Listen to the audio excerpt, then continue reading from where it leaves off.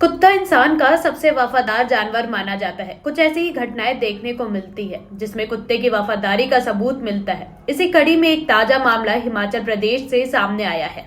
हिमाचल की एक वैली में दो लोगों के बॉडी के पास उनका पालतू कुत्ता पिछले 48 घंटों से भूखा प्यासा बैठा रहा और उनकी जंगली जानवरों से देखभाल करता रहा। पुलिस ने बताया कि कुत्ते के मालिक और उसके दोस्त की ट्रैकिंग के दौरान मौत हो गई।